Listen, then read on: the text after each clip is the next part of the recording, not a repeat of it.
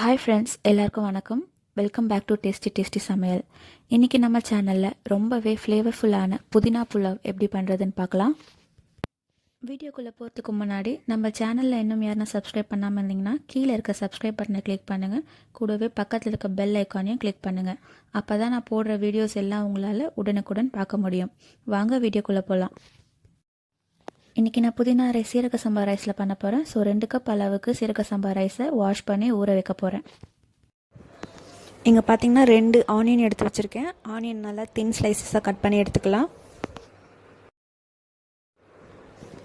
அடுத்ததாக கிள்ளி வச்சுருக்க ஃப்ரெஷ் புதினாவை தண்ணியில் அலசிட்டு 2 கைப்பிடி அளவு மிக்ஸி ஜாரில் போட்டுக்க போகிறேன்.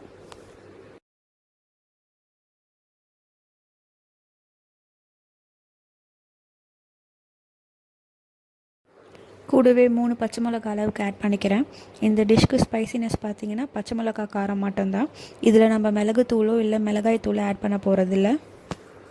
பச்சை மிளகா ஆட் பண்ணியாச்சு. இப்போ இது கூடவே 10 பல் அளவுக்கு பூண்டு மற்றும் 2 டேபிள் ஸ்பூன் அளவுக்கு இஞ்சி ஆட் பண்ணி நல்லா மையாக அரைச்சி எடுத்துக்கலாம். இன்றைக்கி நம்ம இந்த புதினா புலாவை ப்ரெஷர் குக்கரில் தான் பண்ண போகிறோம். ஸோ அடுப்பில் ஒரு குக்கர் வச்சுட்டு 3 டேபிள் ஸ்பூன் அளவுக்கு எண்ணெய் விட்டுக்கிறேன். எண்ணெய் நல்லா காஞ்ச பிறகு 1 டீஸ்பூன் அளவுக்கு சோம்பு, 1 துண்டு பட்டை, 2 ஏலக்காய், 2 லவங்கம், 1 பிரியாணி இலை போட்டு தாளிச்சிக்க போகிறேன்.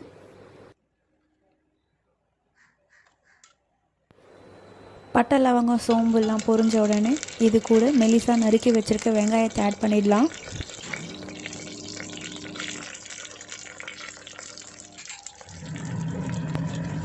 ஒரு 2லேருந்து 5 நிமிஷம் போல் வெங்காயத்தை நல்லா வதக்கிக்கலாம். வெங்காயம் வதங்கும் போது அது கூட கொஞ்சமாக உப்பு ஆட் பண்ணி வதக்குனிங்கன்னா வெங்காயம் சீக்கிரமாக வதங்கிடும். 1/2 டீஸ்பூன் போல் உப்பு ஆட் பண்ணிக்கிறேன்.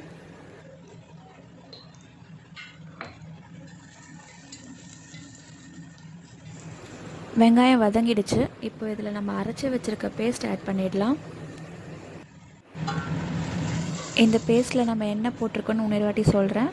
புதினா, பச்சை மிளகா, இஞ்சி, பூண்டு இது 4த்தையும் போட்டு அரைச்சி வச்சுருக்கோம். இப்போ இதில் 1/2 டீஸ்பூன் போல் கரம் மசாலா தூள் ஆட் பண்ணுறேன். கூடவே தேவையான அளவுக்கு உப்பு ஆட் பண்ணுறேன். மசாலாவை வதக்கி விட்டாச்சு. இப்போ இதில் தண்ணி ஆட் பண்ணலாம். சீரக சம்பா ரைஸ் பார்த்தீங்கன்னா கம்மியாக தான் தண்ணி கன்சியூம் பண்ணோம் நார்மல் ரைஸை விட. ஸோ அதனால் நான் 2 கப் அரிசிக்கு 3 கப் அளவுக்கு தண்ணி விட்டுருக்கேன். நீங்கள் சப்போஸ் நார்மல் ரைஸ் யூஸ் பண்ணுறதா இருந்ததுன்னா 1:1 ரேஷியோ அளவில் தண்ணி ஆட் பண்ணிக்கோங்க.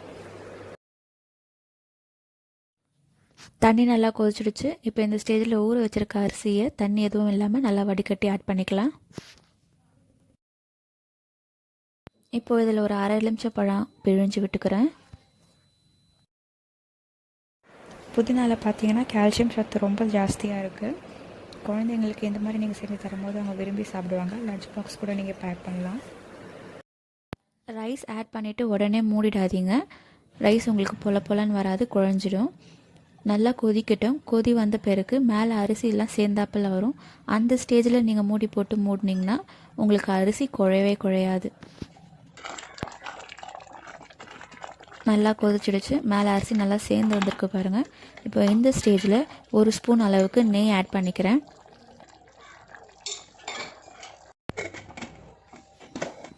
குக்கரை மூடிட்டு லோ ஃப்ளேமில் வச்சு ஒரு 10 மினிட்ஸ்க்கு குக் பண்ணுங்கள். 10 மினிட்ஸ் ஆகிடுச்சு. ப்ரெஷர் ஃபுல்லாக ரிலீஸ் ஆனதுக்கப்புறமா ஓப்பன் பண்ணுறேன். புதினா புலாவ் சூப்பராக ரெடி ஆகிடுச்சு. இது கூட நீங்கள் ரைத்தாவோ இல்லைனா ஊறுகாவோ வச்சுன்னு சாப்பிடும் போது டேஸ்ட் சூப்பராக இருக்கும். நீங்களும் இந்த ரெசிபியை ட்ரை பண்ணி பாருங்கள். குழந்தைங்களுக்கு செஞ்சு கொடுங்க. இந்த ரெசிபி உங்களுக்கு பிடிச்சிருந்ததுன்னா தம்ஸ் அப் பட்டனை கிளிக் பண்ணுங்கள். மேலும் உங்கள் ஃப்ரெண்ட்ஸ்க்கு எல்லாருக்கும் ஷேர் பண்ணுங்கள். உங்களோட கமெண்ட்ஸை கீழே கமெண்ட் செக்ஷனில் ஷேர் பண்ணுங்கள். மேலும் இதுபோல் பல ரெசிபிகள் பார்க்க சேனலை மறக்காமல் சப்ஸ்கிரைப் பண்ணுங்கள். கூடவே பக்கத்தில் இருக்க பெல் ஐக்கானையும் கிளிக் பண்ணுங்கள்.